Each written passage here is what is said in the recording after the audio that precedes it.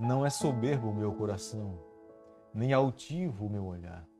Não ando à procura de grandes coisas, nem de coisas maravilhosas, demais para mim. Pelo contrário, fiz calar e sossegar a minha alma, como a criança desmamada se aquieta nos braços de sua mãe.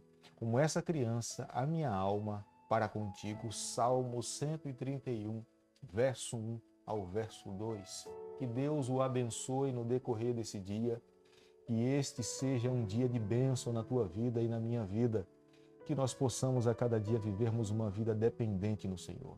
Nós possamos amá-lo acima de qualquer coisa que possa existir sobre a face dessa terra. Que o nosso coração seja completamente consagrado e dedicado a Deus por toda a nossa caminhada. O salmista Davi nos abençoa nessa manhã com as suas palavras do Salmo 131, verso 1 e o verso 2, falando que da mesma forma como uma mãe cuida e protege e ampara o seu filho, ele queria também ser amparado pelos braços do Senhor. E nós temos a plena certeza que esse é o desejo para cada filho que se encontra aqui na face dessa terra. É uma escolha que nós precisamos fazer. Nós precisamos a cada dia clamar por Ele, buscar pela sua pessoa e, consequentemente, Ele irá cumprir com as suas promessas para com a nossa vida. Nós temos estudado um capítulo da Palavra de Deus a cada dia, a cada manhã. E nesse momento eu quero convidar você a ter nas mãos a Palavra do Senhor no livro de Gênesis, capítulo 17, o verso 1. Quando atingiu Abraão a idade de 99 anos, apareceu-lhe o Senhor e lhe disse: Eu sou o Deus Todo-Poderoso. Anda na minha presença e ser perfeito. Nós sabemos que viver uma vida íntima com o Senhor é essencial para que as suas promessas possam cumprir em nossas vidas. É necessário estar perto dele, é necessário buscar ao Senhor para que as suas promessas se cumpram na nossa vida. Deus sabe perfeitamente disso, mas nós reconhecemos e confessamos que nós temos dificuldades para viver na prática o que o Senhor deseja de nós. Como nós somos limitados em viver essa comunhão, essa intimidade com o Senhor, mas nós não podemos nos esquecer. Este é o desejo de Deus para com os seus filhos. Na verdade, muitas pessoas nunca conseguirão viver essa vida íntima com o Senhor. Porque é necessário renunciar ao eu, é necessário abrir o coração, é necessário deixar Deus conduzir a nossa vida. É necessário fazer uma renúncia de si mesmo. É necessário renunciar à nossa própria vontade. É necessário renunciar aos nossos planos, projetos e muitas vezes até sonhos. É necessário, em dado momento, abandonar a nossa própria geografia, como aconteceu com Abraão, quando morava lá em Ur dos Caldeus, para ir a uma terra completamente desconhecida, quando Deus assim lhe prometeu. Um detalhe importante no desenvolvimento da intimidade com Deus e olhando para o relacionamento com Abraão é a questão do elemento tempo. Deus não havia falado diretamente com Abraão durante 13 anos, desde que ele decidira resolver tomar as suas decisões em querer encontrar um descendente para si mesmo, quando ele assumiu o compromisso do casamento com Agar, uma serva egípcia. Abraão já tinha 86 anos quando Agar lhe deu à luz a um filho chamado Ismael, como nós encontramos no livro de Gênesis, capítulo 16, o verso 16. Quando o Senhor voltou a falar com Abraão, ele já estava com 99 anos, como nós encontramos no livro de Gênesis, capítulo 17, no verso 1. Nós precisamos esperar o tempo do Senhor. Quantas vezes nós somos precipitados nas nossas decisões? É necessário confiar na condução divina, nas mãos do Senhor. E no tempo dele, na hora certa que Deus decidir em abençoar, em nos dar o que de fato nós estamos clamando, é nesse instante que nós precisamos celebrar as nossas vitórias. No capítulo 17, nós encontramos pontos interessantes para a nossa vida espiritual.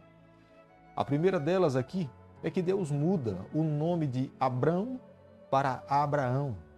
O nome Abrão era um nome semita que significava pai exaltado, mas o nome de Abraão significava um homem que seria pai de muitas multidões, de muitas nações, indicando que Deus iria multiplicar a sua descendência.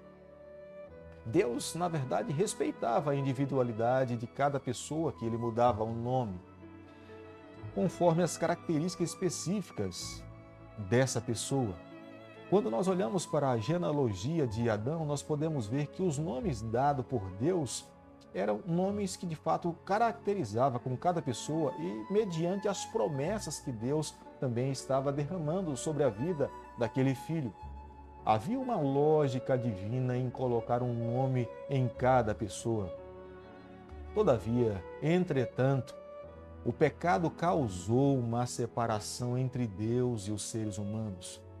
E por causa do pecado, o homem gerou no coração uma rebeldia contra Deus. E esse passou a ditar os seus próprios conceitos e os seus próprios nomes se tornaram resultado dessa rebeldia.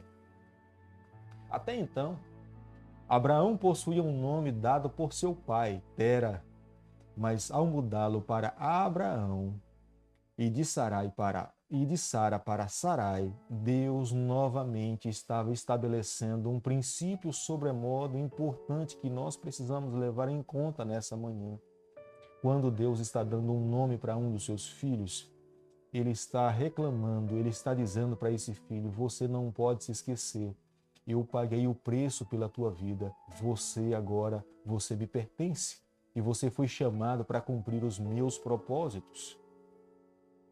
Deus, como nós sabemos no relato bíblico, Ele não apenas muda o nome de Abraão, mas Ele também muda o nome de Sarai. Porque o nome Sarai significava minha princesa. Quando Deus agora estava lhe dando um novo nome, Sara, Deus estava lhe dando a oportunidade para que ela pudesse eliminar minha do seu nome e pudesse ser reconhecida como sendo uma princesa. Deus estava dizendo para Sara que ela conceberia um filho da linhagem de Abraão. No seu relacionamento com Abraão, eles deveriam acreditar nessa promessa, eles deveriam crer no que Deus iria fazer pelas suas vidas. Embora Abraão estivesse com a idade avançada, com 99 anos, e ela já tivesse cerrado o costume das mulheres, mesmo assim, Deus iria intervir nas suas vidas e eles teriam uma criança. Com 99 anos, Abraão acreditava que a promessa de Deus iria se cumprir na vida de Ismael, o filho da serva egípcia. E é a razão pela qual ele apresentou essa criança ao Senhor. Mas Deus aparece a Abraão, como nós podemos ver no capítulo 17, no verso 1, e Deus fala para ele, eu sou o Todo-Poderoso. Eu sou aquele que posso fazer todas as coisas. Quando nós estudamos ontem o capítulo 16 do livro de Gênesis, nós podemos ver quando o Senhor se apresentou a Agar no deserto, ele se apresentou para ela dizendo, eu posso ver todas as coisas. Mas no capítulo 17, ele agora se apresenta a Abraão dizendo, eu posso resolver todas as coisas, eu sou o Deus Todo-Poderoso. Deus, ele começa a se apresentar com nomes diferentes mediante os seus atributos incomunicáveis, que são inerentes à divindade. E Deus estava dizendo para Abraão, eu posso todas as coisas, eu sou autoexistente, eu consigo ver, eu consigo fazer, você simplesmente precisa confiar em mim. E entendo que nessa manhã, essa deve ser a nossa atitude como adoradores, confiarmos de fato na ação do nosso Deus para a nossa vida. Dentro desse contexto de intimidade e uma vida de dependência com Deus, o Senhor estabeleceu a circuncisão como uma prova de reconhecimento dessa aliança com os seus filhos.